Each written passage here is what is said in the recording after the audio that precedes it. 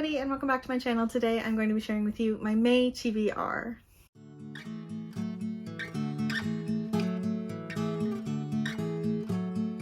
So May is another readathon filled month for me. I shouldn't be surprised. It's just getting ridiculous at this point, but I just want to participate in all of them because they all sound so great. Regardless, let's just get into talking about these readathons. The first is a May staple for me. It is one I've participated in every year since its inception, and that is Asian Readathon. May is Asian American and Pacific Islander Heritage Month, and to celebrate that every May, Cindy over at the channel with Cindy runs a Asian themed readathon. So this readathon usually has certain amount of prompts. Usually it's about 5 prompts, and it encourages you to read from many different ethnicities as you can and fulfill as many prompts by reading as many Asian books as you can. I'm so excited. I love this readathon every year and I am so excited to participate again. The next readathon I'm going to be participating in is one I've never participated in before, and that is May the Force Read With You. So this is a readathon hosted by Eric, and this readathon is hosted by Eric over at Break Even Books, so I will leave his channel down below along with Cindy's for Asian Readathon. The co-hosts this year are Steph and Leslie. I will also leave their channels down below. I'm super excited. There are 2 paths that you can take for this Star Wars themed readathon, and that is either to go for the light side or to go for the dark side. And because my partner is Tyler, and his motto in life is the good guys are wads, I will be going for the dark side. It's also just more fun. There are a lot of prompts for this one, so every single book that you are going to see on this TBR is going to count for one of the prompts for this. There are 5 abilities that you have to go for, and each ability gets you further up the power ladder on whichever side you choose, and those are the main prompts for the readathon. But then there are also prompts for lightsabers, blasters, spaceships, alliances, that kind of thing, and then extra prompts that everybody can do that are droids or again spaceships, that kind of thing. So I'm gonna try and go for every prompt that I can for the dark side, and I'm so excited. Next up is going to be Desert-a-thon, and this round is called Trek Through the Desert. This is hosted by Esme over at Bookish Buddies, and I'm so excited about this. This is a desert fantasy themed readathon. There are 4 different teams for this one. I am choosing to be on Team Lion. And this one is based on a game. There's a board that you have to go around to get all your prompts. So I'll go through all my roles and everything because I did them off camera to try and pick my TBR and make sure it fit with all the other readathons. So I'll explain to you my process, and you can see more of that in my Plan With Me video, which is going to be coming up by the end of this week, because I'm going to show the board and show where each of the books fit on the board. So I'm super excited about that. Again, I've chosen to be on Team Lion, which is hosted by Sasha fantastically. I'm going to leave, again, all the channels down below.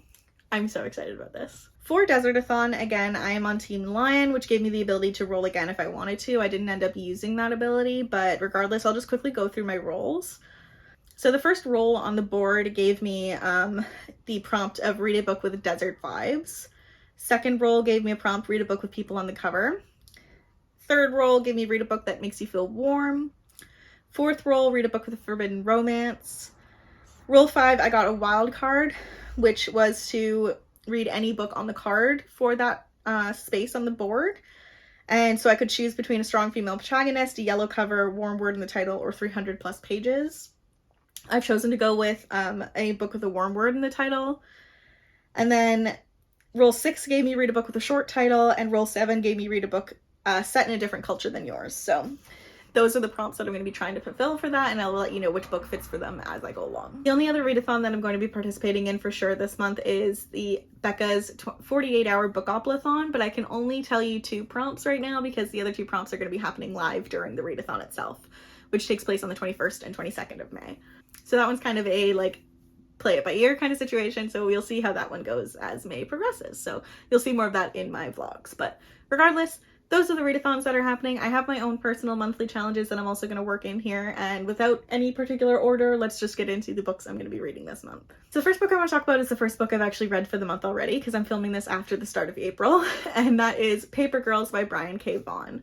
This is a graphic novel series that I've been wanting to get into for a very long time. I've seen a lot of people talking about it, and I'm already a big fan of Saga by Brian K. Vaughan, so I had a good idea that I was going to enjoy this graphic novel as well.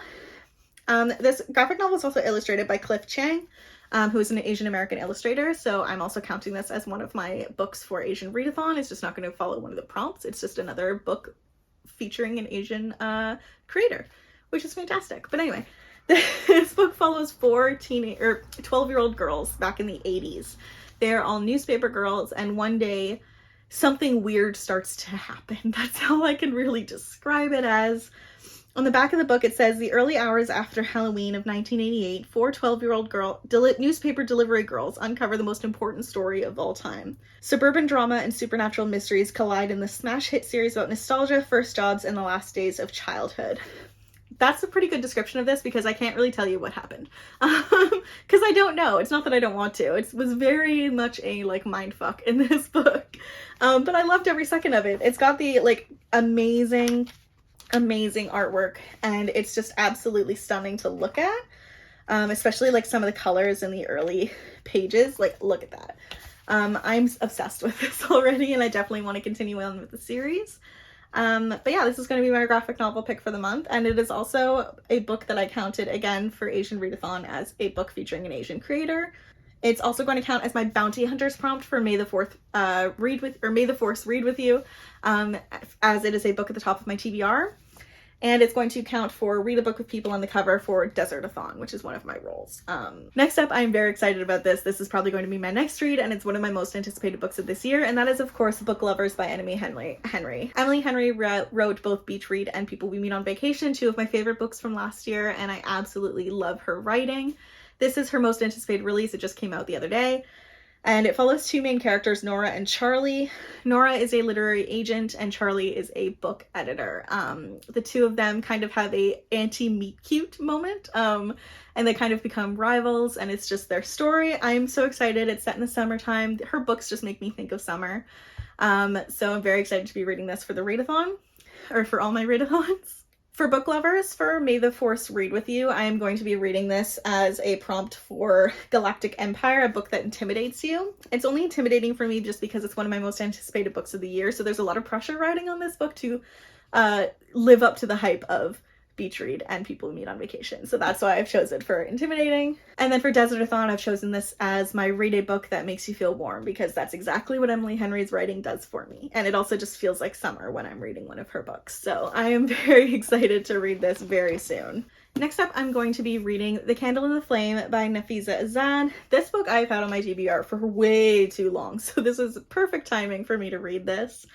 I chose this mainly to fulfill the prompt of reading a book with a warm word in the title for Desert-a-thon, as it's got the title, or Candle and Flame, which both to me indicate warmth. I'm also going to be using this for May the 4th read with you to fulfill the Blasters prompt, which is to take another shot at a previous ability prompt. For that, I'm going to be doubling up on the Seduction prompt, which is to read a book with a pretty cover. That's basically where we're getting at. This book has a gorgeous cover. And then this is going to be my first read for Asian Readathon, and that is because Nafisa Azad, the author of this book, is from Fiji. She is Fiji Canadian, and this book is going to fulfill the prompt of reading a book cover worthy of googly eyes. Asian Readathon this year is going to be based on the movie Everything Everywhere All at Once, which has googly eyes going all throughout the movie, so there's kind of a prompt related to that here. But again, this cover's stunning, and it is definitely worthy of some googly eyes, so I am so excited to read this. This is a young adult fantasy novel. It says, Fatima lives on the city of Noor, a thriving stop along the Silk Road. There, the music of myriad languages fills the air, and people of all faiths thread their lives together. However, the city bears scars of its recent past, when the chaotic tribe of Shayateen Jinn slaughtered its entire population, except for Fatima and 2 other humans. Now ruled by the new Maharaja, Noor is protected from the Shayateen by the Ifrit, Jinn of order and reason, and by their commander, Zulfikar. The blurb basically says, a girl with the fire of a Jinn, a city scarred by violence. I'm very excited about this. I've heard great things about it, and it's just taken me so long to pick it up off my shelf, so I'm very excited to get to it very soon. Next up is another TBR veteran, basically, for me, and that is going to be Empire of Sand by Tasha Suri. This is the first in a, I believe it's adult fantasy romance duology. I also have I have the entire duology, Empire of Sand and Realm of Ash, and I also have Jasmine Throne by Tasha Suri, so I'm very excited to read my very first Tasha Suri for the first time. This is going to count for desert-a-thon as reading a book with desert vibes. Again, Empire of Sand kind of indicates that it's going to be a desert-themed book. This is going to be my first ability prompt completion for May the Force Read With You. It is going to be the corruption prompt, which is to start a series. This is the first in a duology. And then the author Tasha Suri is South Asian, of an Indian background, and she resides in the UK right now. The prompt for Asian Readathon that I'm going to be reading this book for is to read a book set in a universe you wish you could be a part of. Any fantasy universe I wish I could be a part of, so this one. This, the blurb on the back says, a nobleman's daughter with magic in her blood, an empire built on the dreams of enslaved gods. The Amrithi are outcasts, nomads descended from desert spirits. They are coveted and persecuted throughout the empire for their power in their blood. Mare is the illegitimate daughter of an imperial governor and an exiled Amrithi mother she can barely remember, but whose face and magic she has inherited. She can manipulate the dreams of the gods to alter the shape of the world. I'm so excited about this. I've heard nothing but great things about this duology and of Tasha Suri's writing, so I'm so excited to finally give this a go this month. Continuing on with my Desert-a-thon prompts, I am going to be reading City of Brass by S.A. Chakraborty. This book I've started and not finished. I already have the bookmark still in it. 130 pages in, and I was really enjoying it. It just wasn't the right vibe for the time that I started reading it.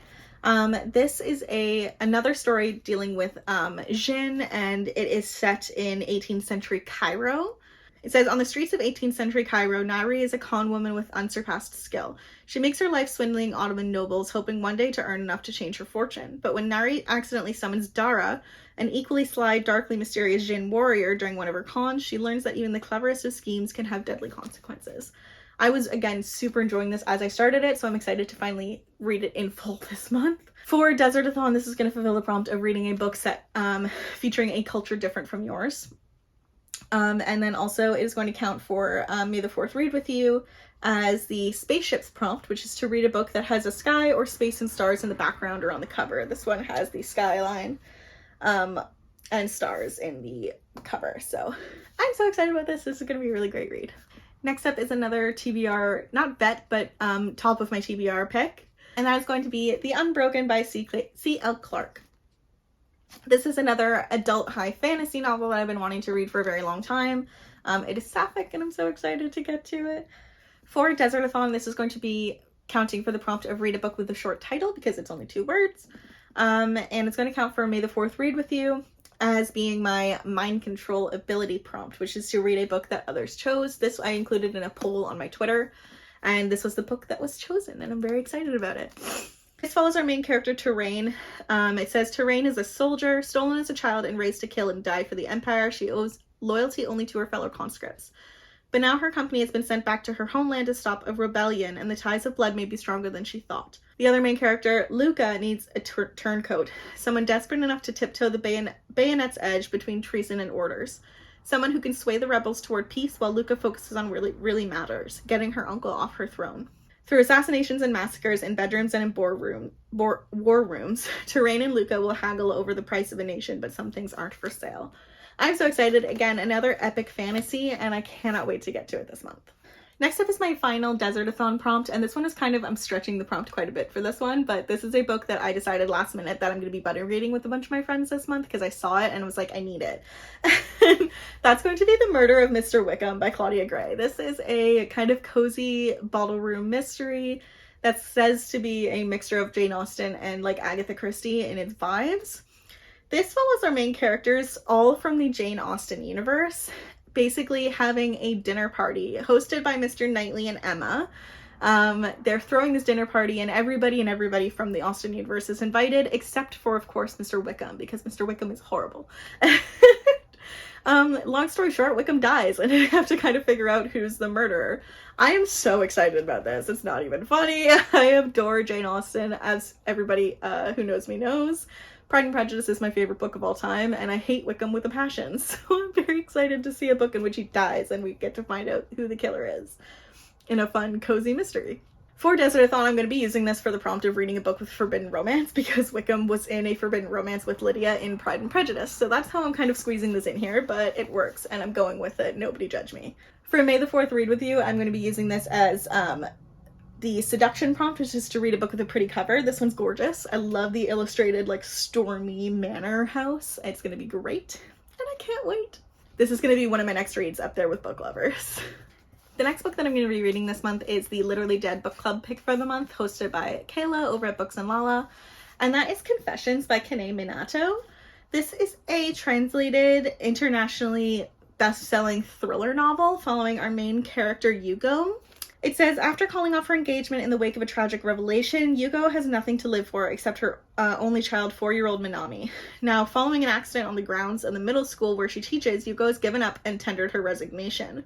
But first she has one last lecture to deliver. She tells a story that upends everything her students ever thought they knew about 2 of their peers and sets in motion a maniacal plot for revenge. I'm very excited about this. I've had this recommended to me by my friend Celine so many times over the past 2 years, and then finally I've been given the opportunity to read it for the book club.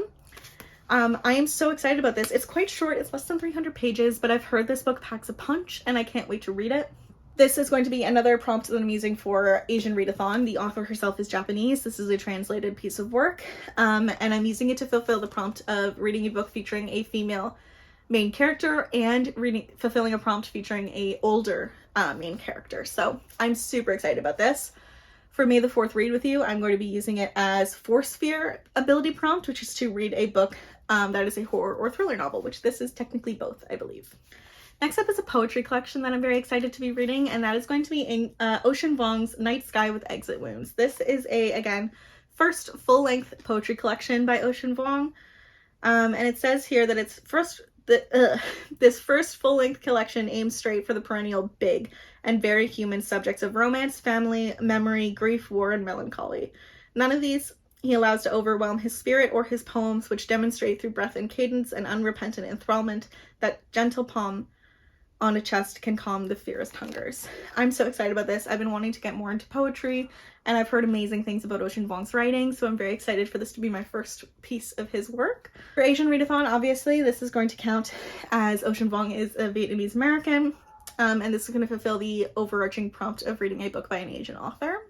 And then for May the 4th read with you, I'm going to be using this to fulfill the first order prompt, which is to read a book with a captivating first sentence.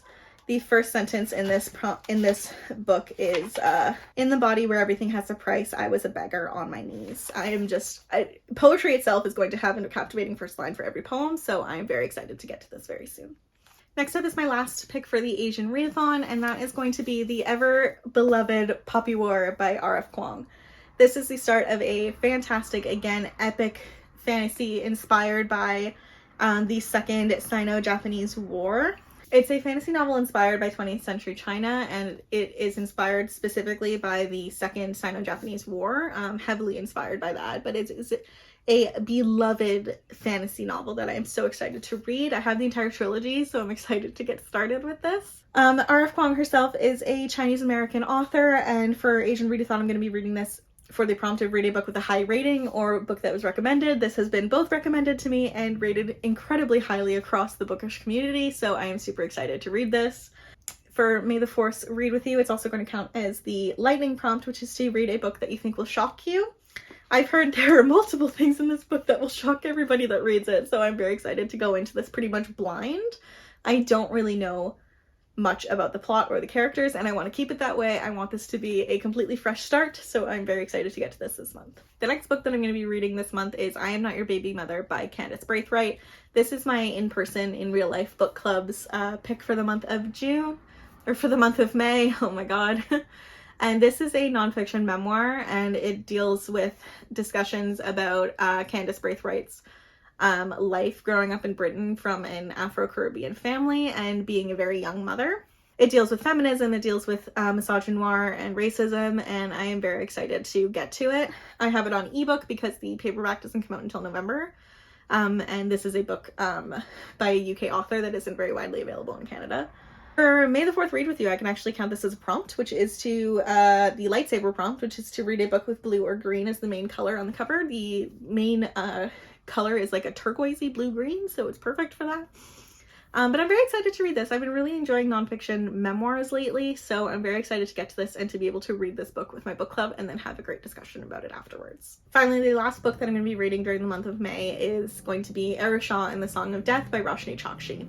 Roshni Chokshi is a Filipino-Indian American author, and she wrote the incredible Gilded Wolves series. What is it called? Star-Touched Queen series, and the incredible Rick Riordan Presents middle grade series Shah and the End of Time. I read Shah and the End of Time a couple years ago, and I haven't continued on with the series, so I figured this would be the perfect opportunity during the month of Asian Readathon to read another book by an incredible Asian author and to get in a middle grade and an audiobook. I'm very excited to listen to this during the month. My hold came in just recently, so I'm very excited. And it's going to be a really great time. I can't really say much about the plot of this one because it's going to spoil the first book. But the first book follows our main character, Shah, who is a young, I believe she's 12 years old. She's kind of an outcast. She's known for being kind of like the girl who cried wolf, basically. Basically, one day she's kind of exaggerating to her classmates, and they show up at her mother's job, which is at the Museum of Ancient Indian Arts and Culture. She's waiting for her mom to get home from an archaeological trip, and these three kids show up kind of uninvited, and she claims that one of her objects there, the lamp of Barada, is cursed, and they dare her to prove it, so she does, and she accidentally releases the sleeper. She awakens the Sleeper, who is an ancient demon whose duty it is to awaken the god of destruction. Says the only way to stop the demon is to find the reincarnations of the 5 legendary Pandava brothers, protagonists of the Hindu epic poem, the Mahabharata, and journey to the kingdom of death. But how is one girl in Spider-Man pajamas supposed to do all that? Again, this is another one of the Rick Riordan Presents incredible series following a different type of mythology that is typically not written about too often by somebody from that culture. So this is dealing in Hindu mythology, and the very first book was incredible, so I can't wait to read the sequel. It's going to be a really great time. Thank you guys so much for watching. I really hope you enjoyed this video. If you are reading any of the other books that I'm reading or participating in any of the many readathons I'm participating in this month, please let me know down in the comments below. And if you're new here, please subscribe. I put out new bookish and writing videos every week. And I hope you guys have a lovely day. Bye-bye.